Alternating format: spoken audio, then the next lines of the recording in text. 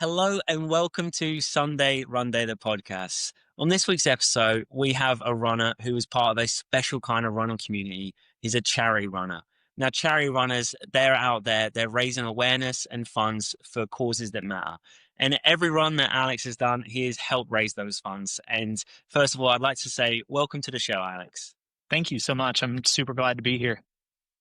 No, awesome. So I'd love to go back a little bit and just have that conversation about what got you into running a little bit, but also what got you into raising awareness as a charity runner as well.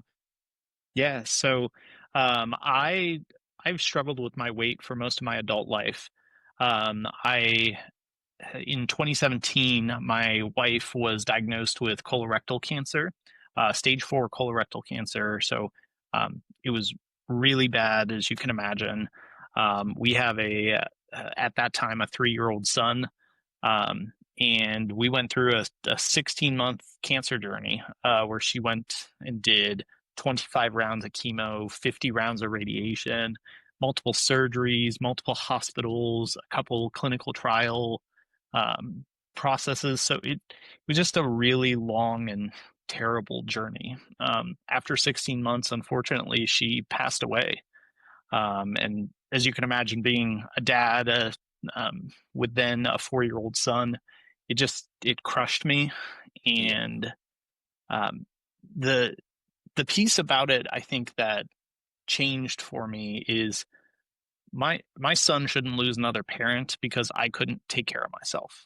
And so I started on this journey of, like, I'm gonna take my first step outside. I'm gonna my first intentional mile. I'm gonna, and eventually got to running and eventually to marathoning. And we can dive into however deep we want to go today on that. But it has been a wild journey that took me from early 2020 through now 4,200 miles later. I've just been clocking, week after week, month after month Yeah. miles.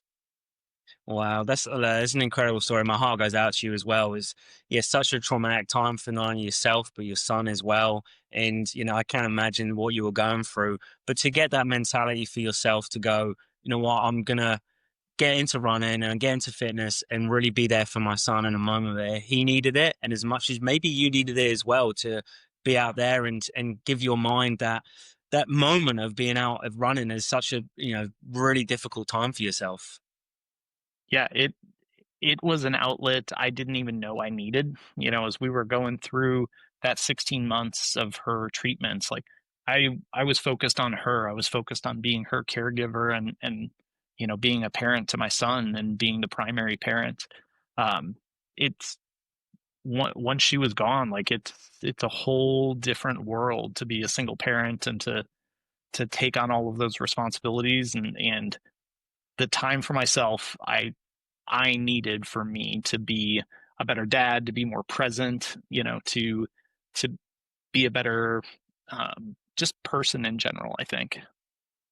Yeah, no, and I think that hats off to you, Alex, as well. Obviously, I Thank follow you. some of your story, and I feel the way you've come through such a traumatic time and experience, you've come out on the other side, and you've now got into running and got into charity running to raise awareness and funds for charities that are really close to your heart as well. So, talk a little bit about that. I've obviously seen that you've been raising a lot of funds for St. Jude, and you have a goal to raise some more money. So, yeah, dive in a little bit about obviously how it come around with St. Jude as well. Yeah, of course. So I started in as a charity runner when I entered the for the New York City Marathon in 2013 or 2023, excuse me. Um, the In my professional role prior to the role I'm in now, I actually had I was a primary contact for our relationship with St. Jude. And so I had the opportunity to go to the hospital. For those who are unaware, St. Jude Children's Research Hospital is based in Memphis. They were founded in 1962, and they focus on pediatric cancer, and they take the worst of the worst cases. They over in the last 50 years, they have been sharing that research with the world. They take cases from all over the world, and the childhood cancer survival rate for think it's leukemia, has gone from 20% when they started to more than 80% today. And I think that is a huge improvement. And obviously, the things they're doing is making major impacts in the world. The thing that spoke to me more specifically about St. Jude was they make sure no family ever receives a bill for treatment, for housing, for travel, or for food. 2 weeks into Amanda's cancer treatment, we got a bill in America. We got a bill for $400,000, and I didn't know how to even approach any of that. Like, Yeah. that's an insane amount of money, and to have that financial burden on our backs on top of the burden of cancer, of being a parents in this situation, um, and so St. Jude not having that, um, the bills for families is huge, and I want to make sure that I can help to ease that burden for families going through that same thing. And that's amazing. And as you say, for you, for your experience, what you went through, to have something like that, as you say, an astronomical bill there, on top of everything else you're going through, is the last thing you want. And then to have a charity like St. Jude's there support people through that and make sure that people don't have that financial burden. Going through something that is such a challenging time for them is just, yeah, it is incredible. And as you say, from where they first started to where they are now, just the increase of survival rate and percentage is just astronomical, and that's amazing. And it's great, I love to hear that you are raising awareness and funds for them, and you've raised an incredible amount of funds and awareness for them already. And diving into that, I obviously see that you have Catch Up to Cancer now. Oh, there's a name and there's a story behind that, and that's part of you raising awareness. So yeah, Yeah. please let us know more about Catch Up to Cancer. Yeah, of course. So as I started my run journey into the major marathons, I did the U.S. based ones in 3 years. Yeah. Or sorry, I did all three in 1 year is what I meant to say. Yeah. Okay. Excuse Yeah. me. So I did New York first in November. I did Boston in April, and then Chicago in October. So 11 months to knocked out all three of those. Um, I did those as a charity runner. I'm not a particularly fast runner, so I definitely could not get in and qualify for Boston. But I knew that my story and my passion to give back to others would help. And so for New York, I raised $6,000 for St. Jude. For Boston, I raised $21,500 for Dana Farber Cancer Institute. They do a ton of research as well. They work in colorectal cancer specifically. Um, and so obviously with Amanda's diagnosis, that was something very important to me. And then for Chicago, again, for St. Jude, I raised 3,500. Um, but then I was ready to do the international ones, the Yeah. international ones for me, right? So Berlin, London, and Tokyo. And I was starting to get a little worried. Like, I raised more than $30,000 for the first three. How am I going to raise this much money for the others?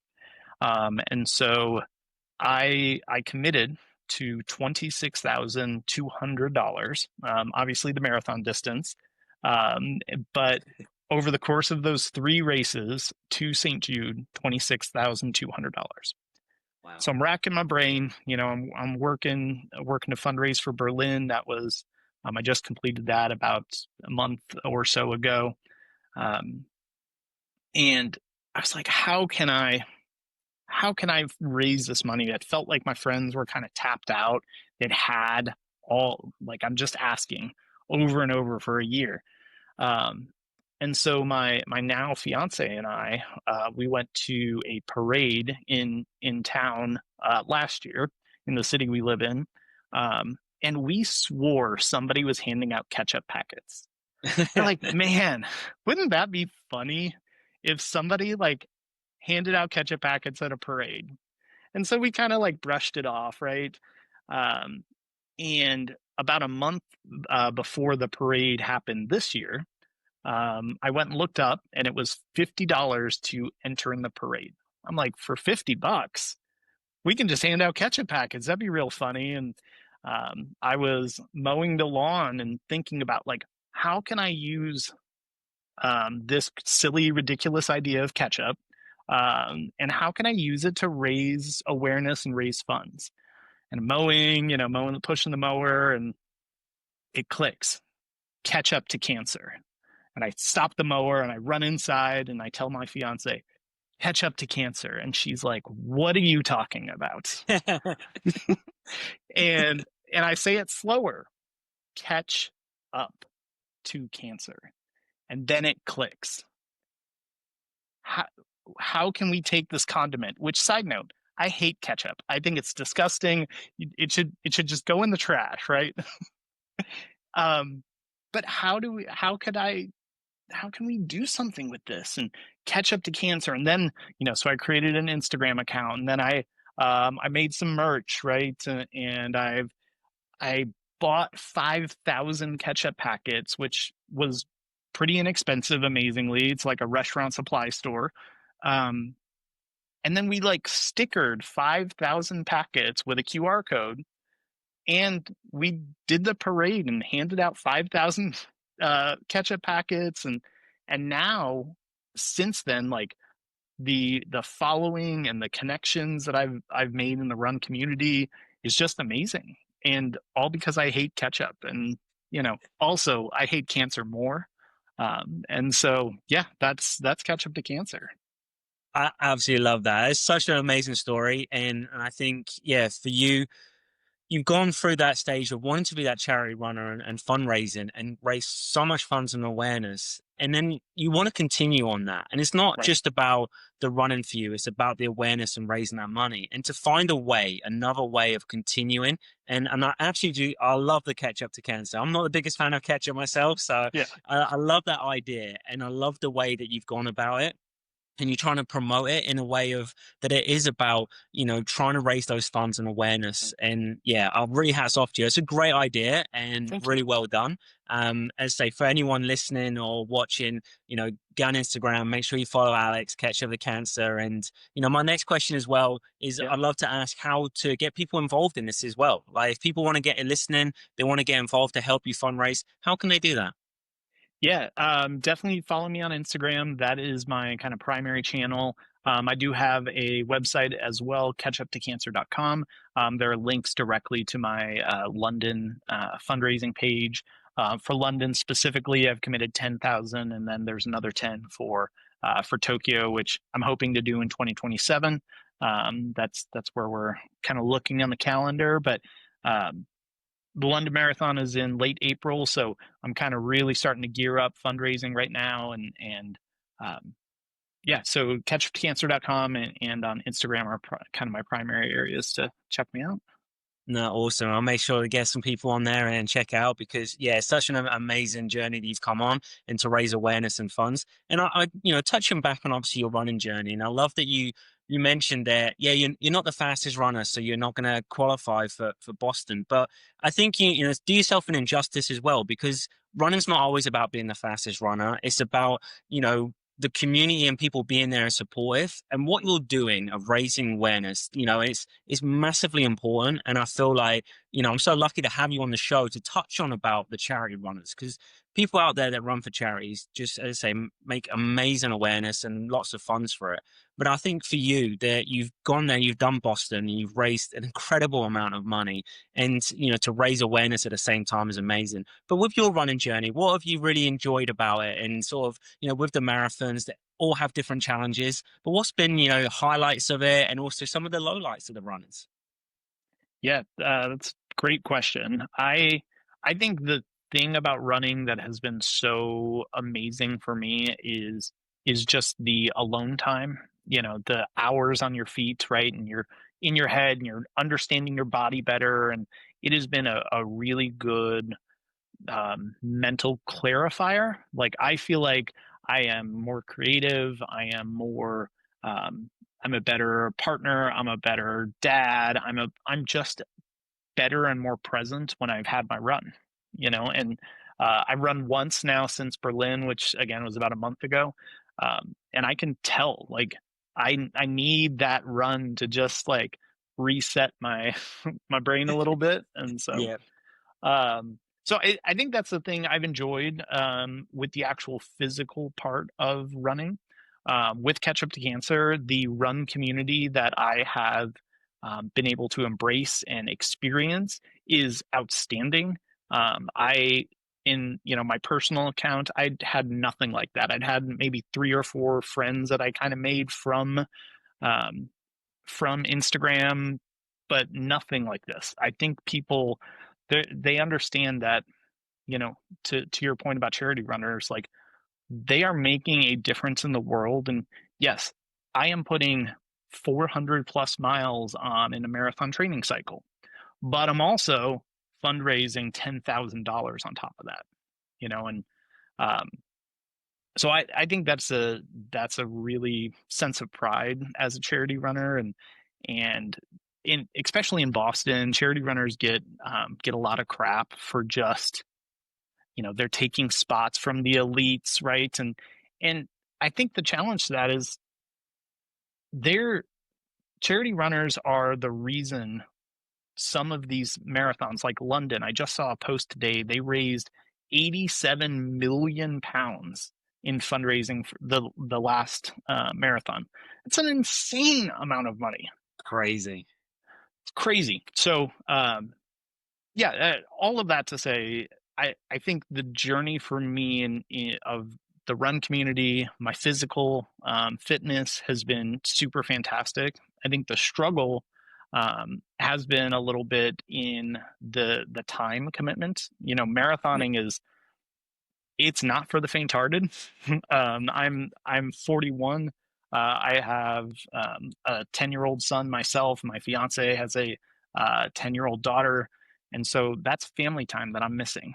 And so trying to adjust and trying to make sure I'm present for all of the things, like don't miss the taekwondo events and don't miss the choir concerts and those kind of things. That is the struggle I think in marathoning.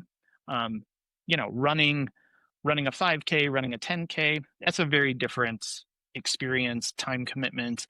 Training for a marathon is a lot, and to do three in 12 months was an insane endeavor. So I think my fiance is happier, a lot happier with just the one a year kind of that I'm doing now. No, I love what you touched on as well. Like a couple of things that I took from that really there, talk about Boston and people sort of say they take it away, charity runners take places away. I think that's unfortunately that's people that aren't part of the running community. Those people don't understand about it because, yeah, Boston's a prestige event. We understand that. Me myself been trying to get into Boston for a few years and not got there with the qualifying times. I'm okay with that because, I know there's something that I'm trying to get to.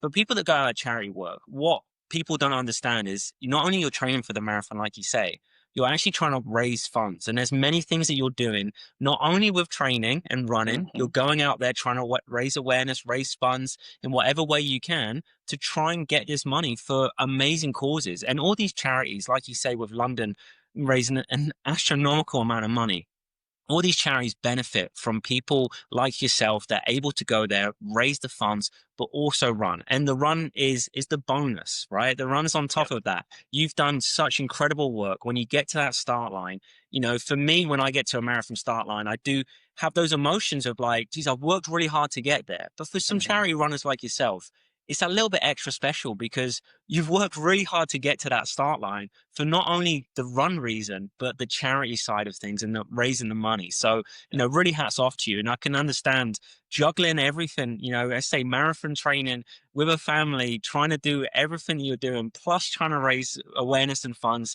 That is really incredible that you're able to do that. And to do three in a year is big. And now, yeah, maybe the one a year is maybe just, yeah, giving you that extra time as well. Yeah. Yeah, agreed. I appreciate my body appreciates only one a year. Three was a lot on the body. Yeah, definitely. Well, we're talking a little bit about the fundraising. What's been sort of some of the, most surprising aspects of trying to raise some of those funds? Obviously, now as you're moving into, catch up to cancer, that can obviously help with some of the awareness. But what's kind of been like some of the most surprising things about, raising some of those funds? Yeah. Obviously this is a running podcast, and I think this is a good analogy to life.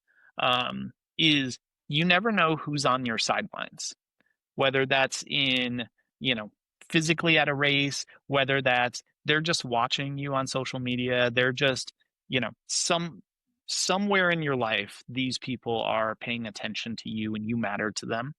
And I think that's been the most surprising part is all of the people who have showed up, people I've never met, people who I haven't talked to in 30 years, people that, I said hi to yesterday, that they're showing up, they are sharing, they're commenting, they're contributing, making those donations, some of them multiple times, several of them in amounts that are absolutely surprising and humbling of just their love and commitment that they're showing to me and to St. Jude, and to Dana Farber when I was fundraising for that.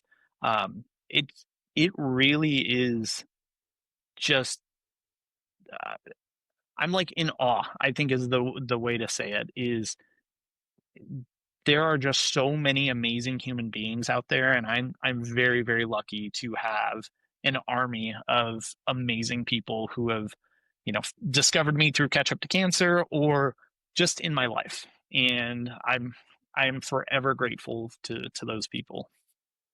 I love that. I love that, that comment like you say, you never know who's in your corner and especially in times of need. And I feel like, yeah, for you going through your journey and where you're at, to have those people there to support you, say people that you might not know, like myself that I found you on Instagram and we kind of Right. followed each other and, I learned about your story.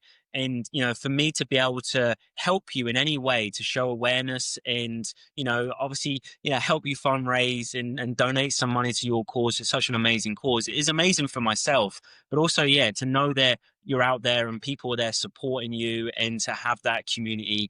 I feel like with the running community, there's something we're really strong at. We really come together. And I think we are so amazed and proud of other people's stories and journeys.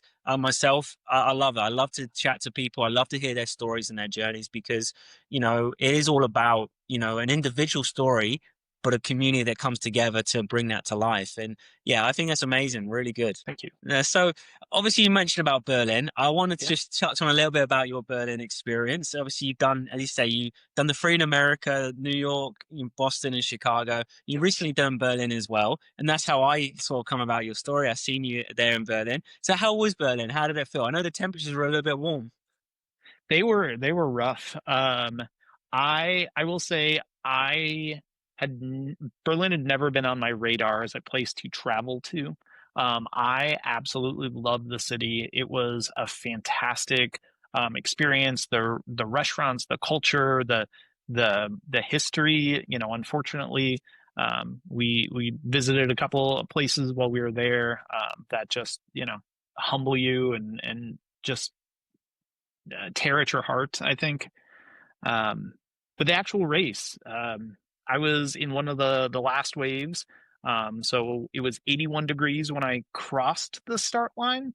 81 Fahrenheit. I don't know what that is in Celsius, but and it was a horrendous race for me. It was, I think, the worst physical race I've ever had. Okay. Um, around 3K, I started dry heaving, and it just never got better for the rest Mm. of the race.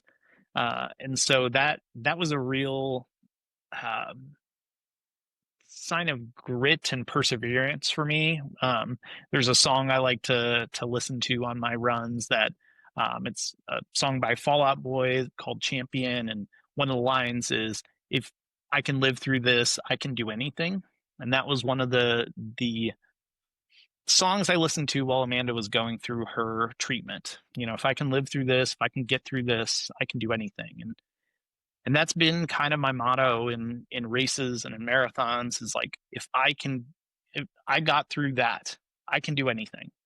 And so that race, it I wanted to quit for, about 2 hours into the race. I wanted to just walk off the course and be done. Yeah. Um, and but I persevered through. I got there. I definitely did not get the time I wanted to have, but I finished. I got a medal.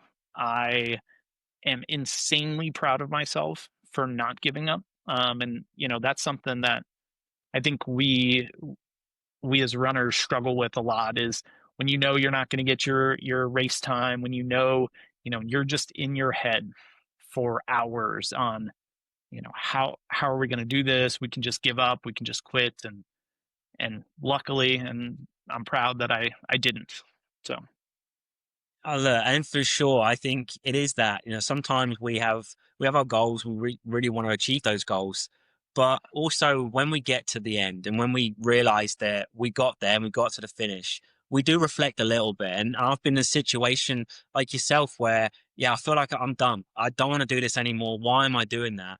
But then when I get to the end and I reflect back and I just go, well, I done it. Like I absolutely done that. And yeah, I didn't hit the goal, I didn't hit my target I wanted to do, but I still completed a marathon. I got through it. And yeah, really hats off to you for in those moments of really tough times in that race and you wanted to quit, but you didn't. You said, no, I'm not quitting. If, I can do this, I'm going to get through it. And you did. And as you say, you got to the finish line. Sometimes we don't hit our goal, but there's always the other one. There's always the next one that you go, you know what? I'm going to do something a bit different. Maybe something will change. We never know how our bodies are going to turn up on the day. We might feel that we're feeling great. And then as you say, a few Ks in, you're just like, yeah, it's not my day today. So, yeah, but you got through it, and really hats off to you. I think yeah, that's a amazing journey for yourself. There, you had those moments of doubt, but you didn't stop. You got through it, and you got to the finish line. yeah, yeah. I'm very excited about that, and I think the race experience in Berlin too is fantastic. The start line was insanely cool. Just the dancing and the music and the like it was very different than the other three majors that I'd done. And I don't know, hats off to Berlin because their start line and finish experience is just off the chain amazing. No, that's so good. It's good to hear. So obviously next we have London in April next year. So you must be excited. You ever been to London before? I have not. This will be my first time, so I'm very excited about it. No, also you'll love it. London is an incredible city. I say I'm from the UK originally, and yeah, I love London. It's a great city, and the marathon there as well is such an amazing event. You'll have an incredible time, and I'm sure London will be the time where you hit your goal, and not only your goal in fundraising, but also your goal in the time, and yeah, just to go out there, enjoy it, and just your process that you've gone through the whole journey to be able to raise such awareness and funds, for an amazing cause, and then to be there and run the marathon in London, that's going to be amazing. Yeah, I'm super excited about it. The race course, I've watched it on TV last year. It looks like a lot of fun, and I don't, just being able to experience London, just generally, not just the race. That I'm very excited about that too. No, that's awesome. No, I really hope you enjoy it. And, as I say, anyone that's listening or watching, go check out Alex's page, Catch Up with Cancer. Make sure you follow him. And if you can, anything can help, help him on his journey for fundraising and get that goal. Yeah, thank you very much. Like any dollar amount makes a huge difference. They're on catchuptocancer.com. I've got a St. Jude page that kind of describes what $5, $10, 25, $100 does, and it really makes a huge difference. Even a gift of $5 makes a ginormous difference at the hospital. No, I can imagine that. And yeah, really well done to you, Alex. I'm so impressed with your journey and what you've done in your life to get to this point and how challenging it's been for you, but also how rewarding it has been to be able to raise that awareness and funds for such an amazing organization. Thank you so much for taking the time out to join the podcast. I really enjoyed listening to your journey. I'm excited to follow your journey more. I can't wait to hear more about London. And I'm sure if you've got the time, I'd love to get you back on the show to hear more about London later on next year. Sounds great. I'd love to. Thank you. Now, thanks for joining, and I hope everyone's listening and watching have really enjoyed the episode. A bit of an in-depth into a charity runner, someone has done amazing stuff. But as always, until next time, happy running.